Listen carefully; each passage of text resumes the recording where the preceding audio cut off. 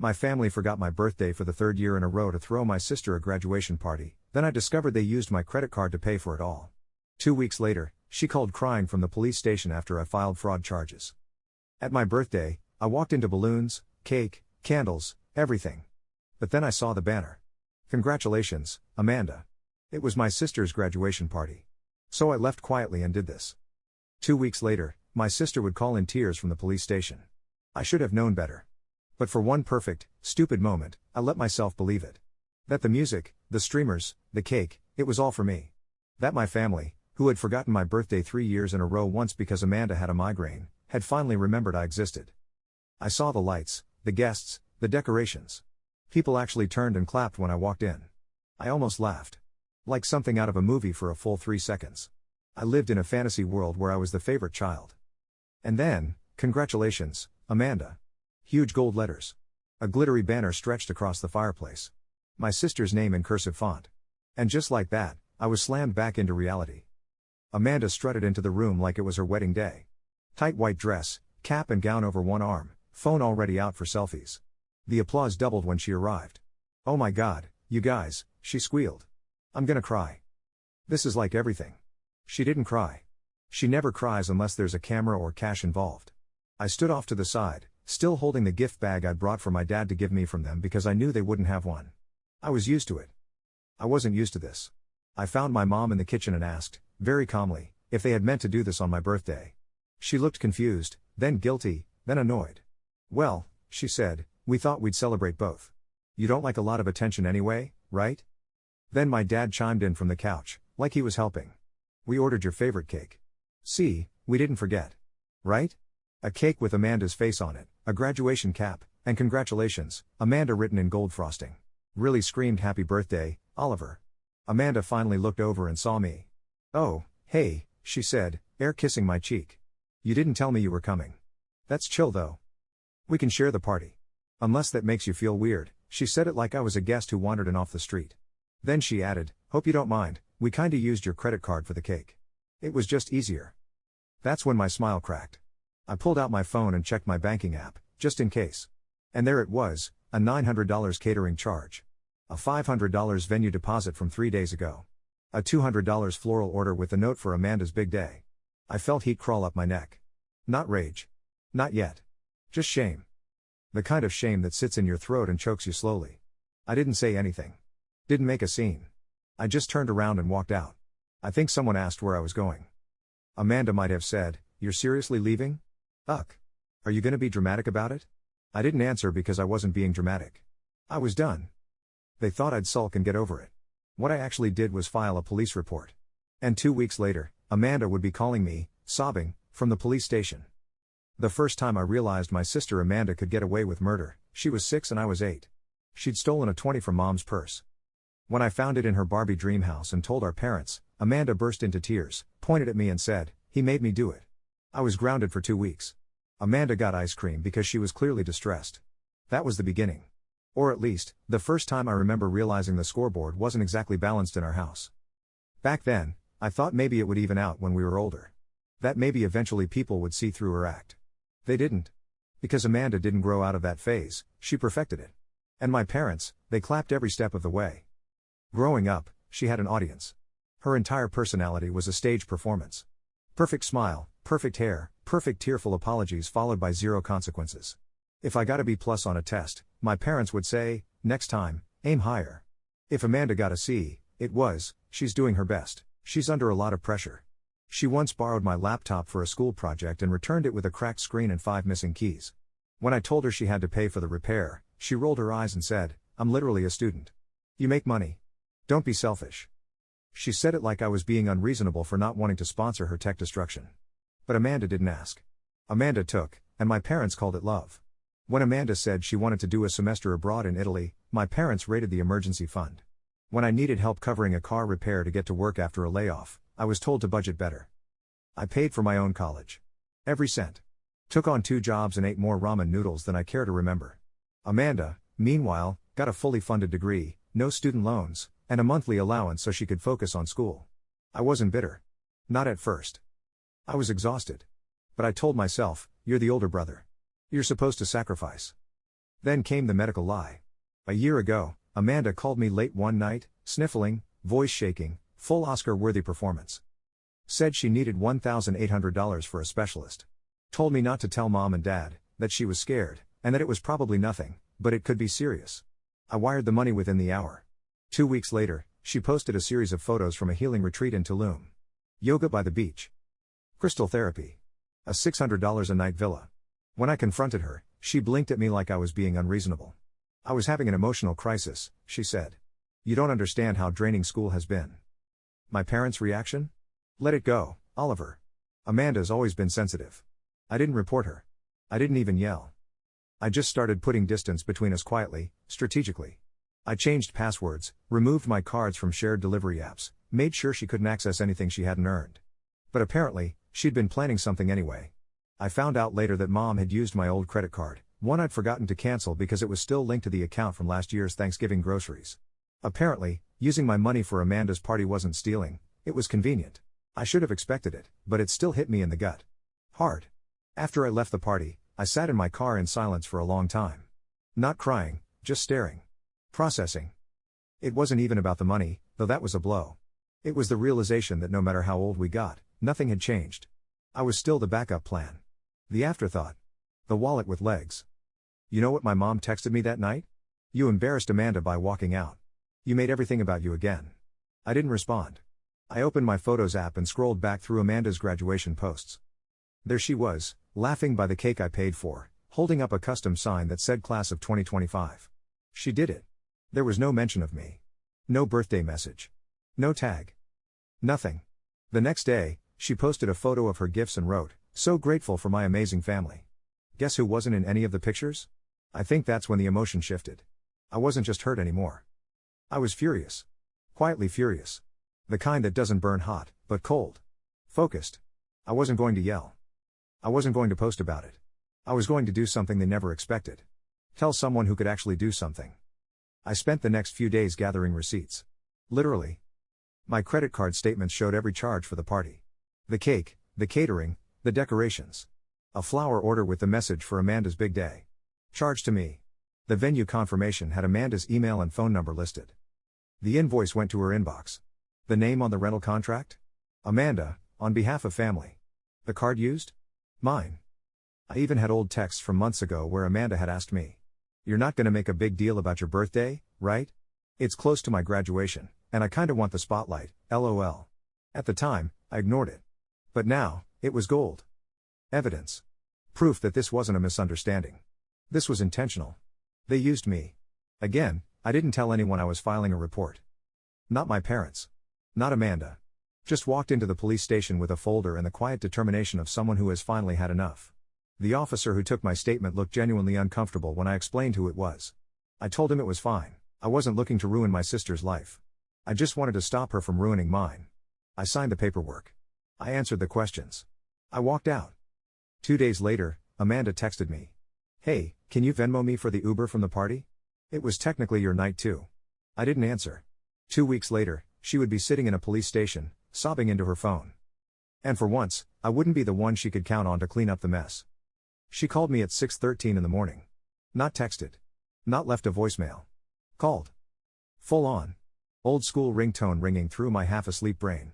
I let it go to voicemail. She called again. And again.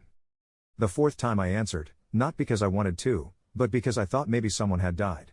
Honestly, that would have been easier. "Oliver," Amanda gasped, her voice cracking. "Oh my God. I'm at the police station. They said there's a report, a fraud report, with your name on it. Why would you, what did you do?" I sat up in bed, turned on the light, and blinked into the phone like it could give me strength. "Oh, so that's the part you're shocked about? Not the part where you stole from me." Silence. "I didn't steal," she said instantly on the defense. "It was a party for both of us. Mom said it was fine." "You're seriously doing this? To your own sister?" There it was, the classic Amanda defense strategy. Cry first, then play the family loyalty card. And if that doesn't work, spin it into a martyr monologue. "Are you being questioned?" I asked calmly. "Yes. They said they need me to verify the purchases and the card wasn't mine, and now I might get charged with fraud." "Oliver, you're ruining my life over a birthday party." "No," I said. "You're ruining your own life over years of treating me like a walking ATM." Later, I found out what really happened. Turns out Amanda had taken a photo of my credit card months ago when I left my wallet on the counter during a family visit. She used the card manually, typed in the number, expiration date, and security code to pay for the venue deposit, the cake, the decorations. When the officer asked how she got the card details, she said, "I thought he wouldn't mind. It was for both of us." She admitted she never asked. Never told me. Never even hinted. The officer asked, "Did he give you permission?" Amanda just blinked and said, "Well, he didn't say no." That's the level of logic we were working with. By that afternoon, my phone was blowing up like a fire alarm. Texts from my mom, my dad, even my aunt, who I hadn't spoken to in 3 years. "Mom, you went too far. Amanda is devastated." "Dad, you really want to throw your own sister in jail over a misunderstanding?" "Aunt Karen, whatever happened to talking things through like adults? Not everything has to be a lawsuit." I didn't respond to any of them. Not because I didn't care, but because I finally cared about myself more. That night, Amanda came to my apartment. I didn't know she knew where I lived. I still don't know how she got in the building, probably manipulated a neighbor, or threatened a delivery guy, or cried at the buzzer. All her go-to tactics. I opened the door just enough to see her face. Red, tear-streaked, and blotchy, but not in a sorry way. In an "I'm still the victim" way. "I'm not here to fight," she said. I need you to drop the report, please." They said this could go on my record. It could affect jobs, travel, everything. I looked at her. Not just looked, really saw her. And what I saw wasn't a scared sister. It was a girl who had never been told no and still didn't know what it meant. "You lied about needing money for medical treatment," I said. "You stole my credit card. You threw yourself a party on my birthday and acted like I was the inconvenience, and now you want me to fix it." "I didn't know it would go this far," she whispered. "That's the problem," I said. "It never goes far for you because people like me always let it slide." Cue the tears. Round 2, maybe 3. I'd lost count, but they came anyway. "You're doing this to punish me," she said. "You've always been jealous." That one actually made me laugh. Genuinely. "Jealous? Of Amanda?" "Yeah," I said. "You're right. I've always dreamed of being the sibling who manipulates her way through life and ruins other people's credit scores." Her eyes narrowed. The crying stopped like someone flipped a switch. "You think you're so perfect," she snapped. "But you're just bitter. You're pathetic. You think being right makes you better than everyone else." "No," I said. "But it does mean I'm not paying for a crime I didn't commit." I closed the door on her mid-rant. Didn't slam it. Didn't yell. Just closed it. Because I was done being the audience to Amanda's one-woman drama. Over the next week, things escalated. My parents started calling daily. Not to apologize. Not to ask how I was. But to demand that I make things right. Apparently, Amanda's job offer at a marketing firm had been put on hold due to the investigation. One of the background checks flagged the police report. And instead of facing the consequences, Amanda had gone full meltdown. "Are you happy now?" My mom yelled over the phone. "She's devastated. Her future is ruined." "I was never trying to ruin her future," I said. "I was trying to protect mine." They didn't hear me. They never do. A few days later, my dad left me a voicemail. His tone was calm, quiet, almost gentle. "Son, we know you felt underappreciated. And I get it. I really do. But this isn't the way. This is family. And family means sometimes we do things we don't like. That's just how it is." I played the message twice. Once to hear what he said. Once to hear what he didn't say. He never once acknowledged Amanda's actions, never once apologized, just gently urged me to let it go, to bend again, to keep the peace. And for the first time in my life, I understood something. Keeping the peace was just code for keep being quiet while they take advantage of you. A week after that, I got a message from Amanda. No emojis. No passive-aggressive LOLs. Just a simple line. "You win. I hope you're proud of yourself." And the truth is? I wasn't proud. I wasn't gloating. I wasn't even happy. I was just done. Done carrying guilt that wasn't mine. Done paying for mistakes I didn't make. Done playing the role of the silent, dependable brother while they applauded Amanda for breathing. They had pushed me out of every celebration, every spotlight, every space where I should have mattered. And now they were shocked I'd finally stepped into my own. By the time Amanda sent me that final text, "You win. I hope you're proud of yourself," I thought we'd reached the climax. I thought the drama had peaked. That the worst was over. That maybe finally they'd leave me alone. I was wrong. Because apparently, the one thing more dangerous than Amanda crying is Amanda cornered. And a cornered Amanda comes with backup. 3 days after that text, my mom showed up at my office. She didn't even call ahead. Just walked right into the lobby like she owned the place and asked to speak with me urgently. When I came down, she looked me up and down like I'd personally betrayed the family bloodline. I raised you better than this, she said. No hello. No how are you? Just straight to the guilt. I motioned for us to step outside. She followed, her heels clacking like judgment across the pavement. You've humiliated your sister, she snapped. She might not get the job now. Do you understand what this means? Her whole career could be ruined, I said. Yeah. That's usually what happens when you commit fraud. Her face reddened. Not from shame, from fury. You're doing this out of spite, over one party. We raised you, Oliver. We paid for your school clothes, your sports, your food. Right, I said. And in return, I gave you a down payment on your house and covered your utilities for 2 years. But sure, let's talk about that one time in 5th grade you bought me sneakers. She actually had the nerve to say, that was your choice. We never asked you to help. No. They never asked. They just expected. Expected me to pick up the slack when Amanda blew through her allowance. Expected me to cover the gap when Dad forgot the power bill. Expected me to be grateful for scraps while Amanda was handed everything on a silver platter, including my birthday. I'm not dropping the report, I said. And if Amanda has any sense left, she'll take the deal the officer offered her and move on. My mom glared at me. You're not just punishing Amanda. You're punishing this family. I shrugged. Then maybe this family should have stopped treating me like a stranger with a checkbook. And I walked back inside, leaving her standing there, fuming, arms folded in the same heels she'd probably worn to Amanda's party. The next escalation came 2 days later. Social media. Amanda posted a long-winded vague reflection about family betrayal and how some people will stab you in the back just to feel taller. She didn't mention my name, but she tagged our entire extended family. Every cousin, every aunt, even grandma. The comments were a mix of concern and confusion. Who would do that to you? You're so strong, Manda. Rise above. Family is supposed to protect you, not attack you. I didn't reply, but I did screenshot it. Every line. The next day, I woke up to 5 missed calls from relatives I hadn't spoken to since childhood, and 1 DM from our cousin Lila, who did know the full story and simply wrote, "They're drowning.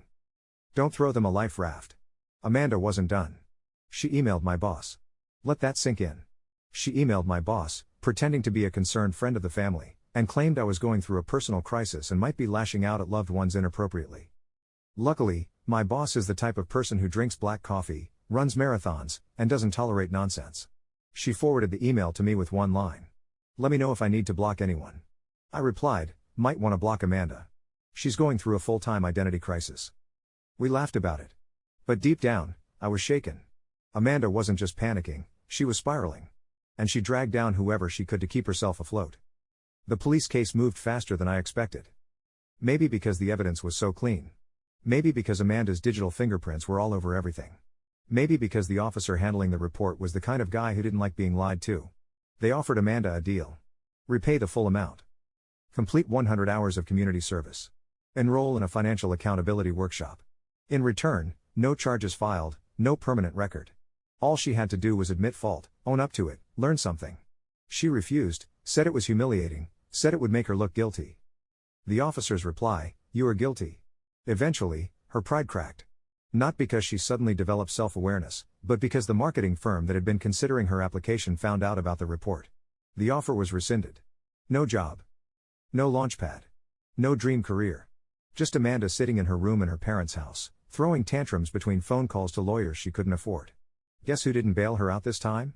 My parents made one final attempt to reel me back in. A group call. The tone was soft. Calculated. Like a PR campaign. We just want to talk, my mom said sweetly. As a family. Amanda was on the call too, silent for a moment. Then, I'm sorry, okay? I didn't mean to hurt you. It was the flattest apology I've ever heard. Like a child being forced to say sorry after shoving someone on the playground. What exactly are you sorry for? I asked. Another pause. For taking your card without asking? That's not what happened, I said. You stole from me. The silence on the other end was thick. You've made your point, my dad said finally, voice cold.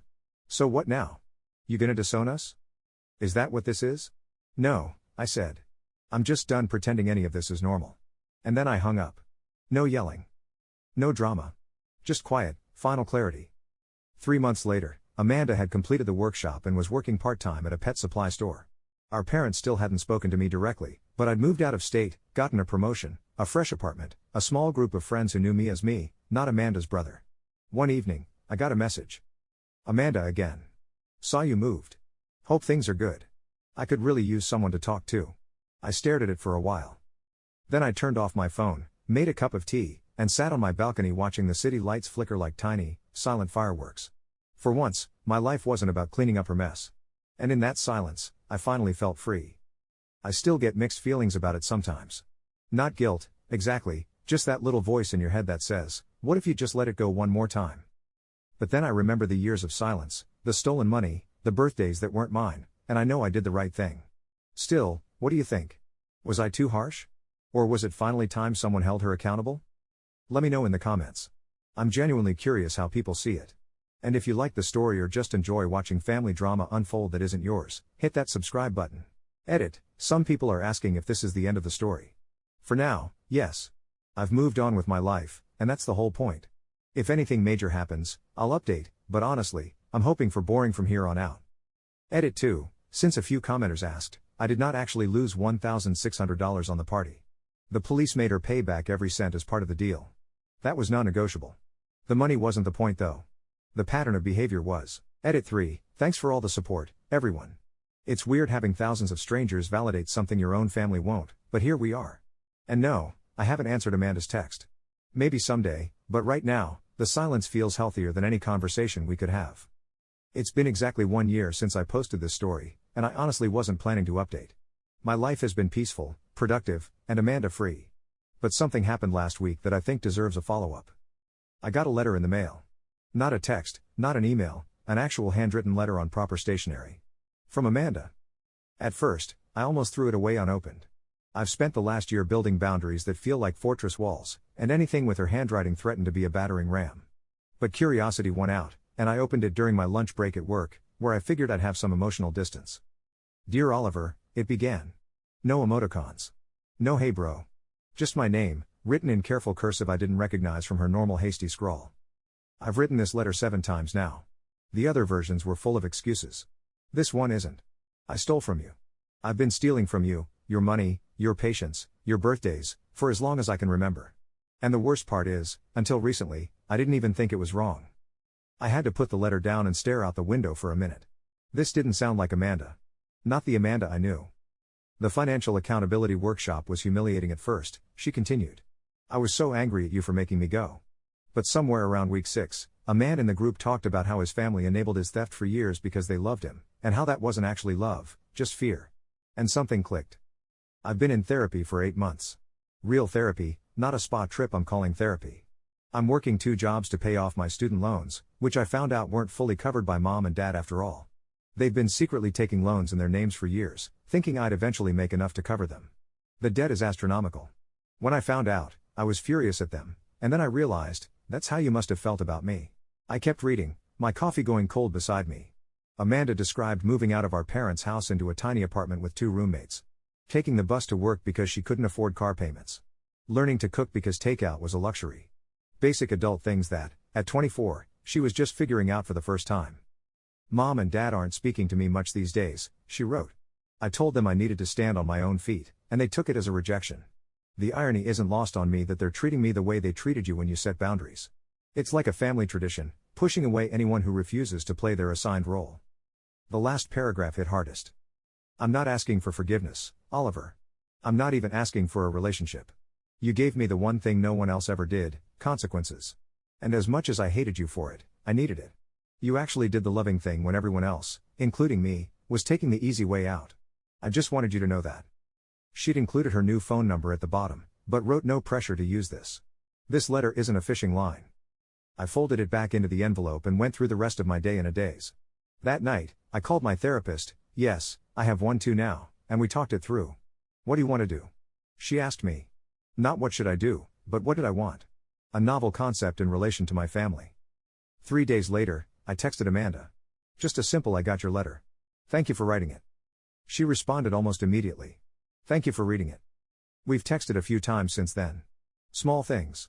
She sent a photo of a dog she's walking as a side gig. I told her about a promotion at work. Baby steps. I don't know if we'll ever be close. There's too much history, too many wounds that may never fully heal. But there's something new between us now, a fragile respect that wasn't there before. As for my parents, I still haven't spoken to them. Amanda says they're struggling financially, that dad's hours were cut and mom's arthritis is making it hard for her to work. Part of me feels a twinge of obligation to help. The old Oliver would have already sent money. But the new Oliver knows better than to get pulled back into old patterns. What's strange is that the anger has faded. Not completely, I still have days where the injustice of it all hits me fresh. But it's not the consuming cold fury it once was. Now it's just a fact of my history, not the defining feature of my present. Someone in the comments of my original post wrote, "The opposite of love isn't hate, it's indifference." I think I'm finally reaching indifference, and it feels like freedom. If there's anything I've learned from all this, it's that sometimes the most loving thing you can do for someone isn't to shield them from consequences, but to let them face them. Amanda needed to hit rock bottom to start climbing back up. And I needed to walk away to start finding myself. Will I update again? I don't know. Life isn't a neat narrative with clear chapters and satisfying resolutions. It's messy and ongoing. But if there's ever anything worth sharing, I'll be back. Thank you to everyone who supported me through this. Your comments helped me hold the line when I was tempted to fold. Sometimes strangers see your worth more clearly than the people who are supposed to love you most. Edit 4. A lot of you are asking if I'm going to help my parents financially. The answer is no. Breaking cycles means breaking all of them, even the ones that make you feel guilty. They have retirement savings they've never touched because that's for emergencies. Well, this is an emergency. Time for them to adult too. Edit 5. Amanda and I met for coffee last weekend. It was awkward, quiet, and nothing like the dramatic reunion scenes in movies. But it was real. And right now, real is all I'm looking for.